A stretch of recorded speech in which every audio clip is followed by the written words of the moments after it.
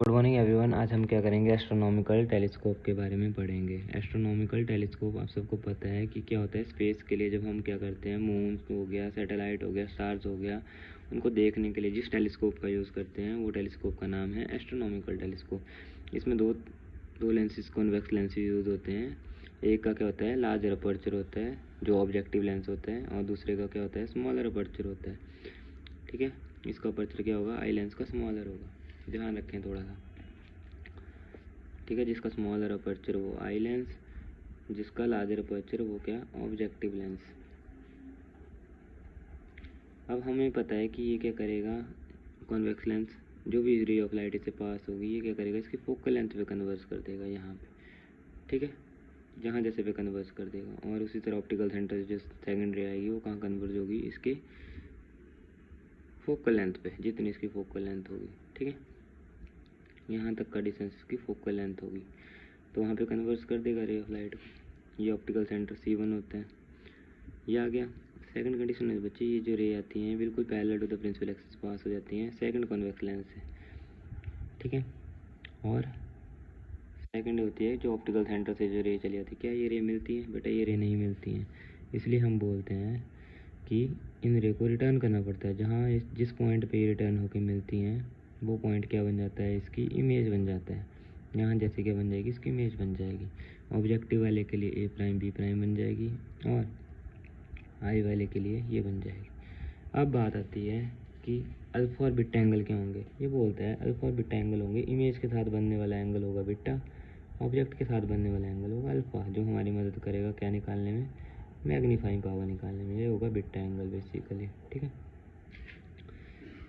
हम बोलते हैं इमेज तक का डिस्टेंस कितना होता है आई लेंस से, B E equal to D. D से डिनोट करते हैं आई लेंस के। ठीक है, इतना क्लियर है, इतना सा बहुत है आप लोगों के लिए। उसके बाद निकालेंगे मैग्नीफाइंग पावर। मैग्नीफाइंग पावर कैसे निकालते हैं मैं बताता हूँ आपको कैसे निकालते हैं, देखना है ध्यान से। मैग्नीफाइंग पावर निकालने के लिए फॉर्मूला यूज़ होता है, कितना एंगल बना रहा है इमेज का, कितना एंगल बना रहा है ऑब्जेक्ट का। बीटा के लिए हम बोलेंगे जितनी हाइट ऑफ द इमेज होगी और कितना डिस्टेंस दूर होगा ऑप्टिकल सेंटर से। एक को C1 बोलेंगे, एक को C2 बोलेंगे। Optical centre C1, optical centre C2। ठीक है, हम बात करते हैं पहले किसकी, बीटा एंगल की, जो इमेज का एंगल है। ये कितना दूर है, C2 A प्राइम, और सॉरी, कितनी इसकी हाइट है इमेज की, वो होगा A प्राइम B प्राइम, और कितना दूर है। ठीक है, उसी तरह हम क्या करेंगे, डिवाइड करेंगे जब अल्फा एंगल को। अल्फा एंगल होगा ऑब्जेक्ट का एंगल, कितना इसकी हाइट है, इतनी इसकी हाइट है, और कितना दूर है C1 A प्राइम। जब इसको कैलकुलेट करेंगे तो कितनी वैल्यू आ जाएगी, ये वाली टर्म सबसे ऊपर चली जाएगी, और ये दोनों क्या होंगे, A prime B prime cut जाएंगे। इमेज की हाइट जो होगी कट जाएगी दोनों केस में, ये निकल के आएगा। हम बोलते हैं ये जो डिस्टेंस होता है C1 A प्राइम, यहाँ तक का डिस्टेंस क्या होता है बेटा, ऑप्टिकल सेंटर से, ये होती है फोकल लेंथ इसकी, तो इसको F0 लिख देंगे। और ये जो डिस्टेंस होगा ये क्या होगा, मैंने बताया ये क्या होगा, ये क्या होगा, ये होगा इसका ऑब्जेक्ट जो काम करेगा। ऑब्जेक्ट किसके लिए, सेकंड लेंस के लिए, तो इसको लिखेंगे UE। बट ये जो है लेफ्ट साइड को होता है लेंस के, तो हम क्या लिखेंगे इसको, नेगेटिव। फोकल लेंथ क्या थी, राइट साइड को थी, इसको क्या बोलेंगे हम, फिर पॉजिटिव बोलेंगे। ये ध्यान रखना है तुम लोगों ने, -F0/UE। ये निकल के आई आपके पास मैग्नीफाइंग पावर, ध्यान रखें।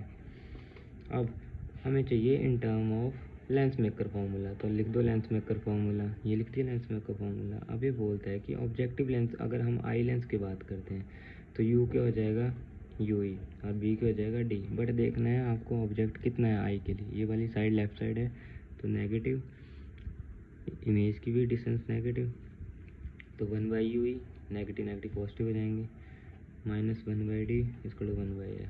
जब इसको कैलकुलेट करेंगे तो कितना आएगा, 1/UE 1/D plus 1/FE, sorry FE, F को क्या लिखेंगे FE।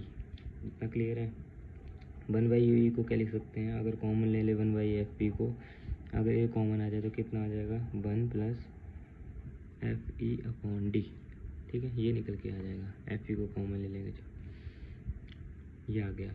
अब मैग्नीफाइंग पावर ये थी तो पुट कर दो UE की वैल्यू, कितनी आ गई मैग्नीफाइंग पावर, -F0/FE, FE वाली टर्म ये 1 + FE/D, ये आ गया आपके पास मैग्नीफाइंग पावर। अब ये बोलता है कि अगर आपको पूछा जाए इसकी लेंथ कितनी है टेलीस्कोप की, तो आप लोग क्या बोलोगे, कितनी लेंथ है टेलीस्कोप की। हम बोलते हैं ये जो इमेज इसके दोनों लेंसेज के बीच में डिस्टेंसेस होते हैं वो उसकी लेंथ होती है, ठीक है। एक लेंथ होगी इसकी फोकल लेंथ f0 और दूसरी क्या होगी, जितना ये दूर है, ठीक है। ऐसे लिख सकते हैं f0 प्लस ui, l से डिनोट कर दो।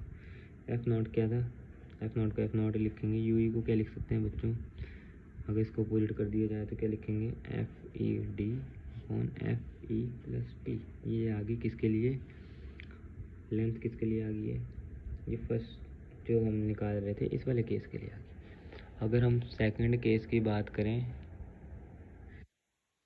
इसके लिए आगे लेंथ यहाँ तक बच्चों टेलीस्कोप के सेकंड कंडीशन के लिए जितना हमने कैलकुलेट किया, मैग्नीफाइंग पावर निकाल ली, लेंस में का फॉर्मूला निकाला जिससे 1/u निकाल दिया हमने वैल्यू, ये निकल के आई, इसको पुट कर दिया मैग्नीफाइंग पावर में इस वैल्यू को। फिर लेंथ निकालने का हमने बोला जितना डिस्टेंस इन दोनों के बीच में होगा वो क्या होगा, इसकी लेंथ होगी। एक फोकल लेंथ थी इसके बीच में डिस्टेंस और इसके बीच में इसका आई लेंथ के बीच में क्या था, ये ऑब्जेक्ट का डिस्टेंस, ये निकल के आ गया, पुट कर दी वैल्यू, ये आ गई लेंथ। अब ये बोलता है जब नॉर्मल एडजस्टमेंट की बात आती है तो नॉर्मल एडजस्टमेंट का मतलब होता है कि हम क्या करते हैं, इसको इस तरह से एडजस्ट करते हैं आई लेंथ को कि इसकी इमेज क्या बने, इन्फिनिटी पे बने, ठीक है। अगर इमेज इन्फिनिटी पे बनेगी तो इमेज कितना हो जाएगा, इस फॉर्मूले में 0 हो जाएगा और सिंपल मैग्नीफाइंग पावर कितनी आ जाएगी, f0, ये वाली टर्म 0 हो जाएगी, f0 बाई एफ ई, और ये किस में होगी, माइनस में, ठीक है। और लेंथ कितनी आएगी इसकी टेलीस्कोप की, फिर लेंथ आएगी f0 प्लस एफ ई, ठीक है, इतनी लेंथ आएगी।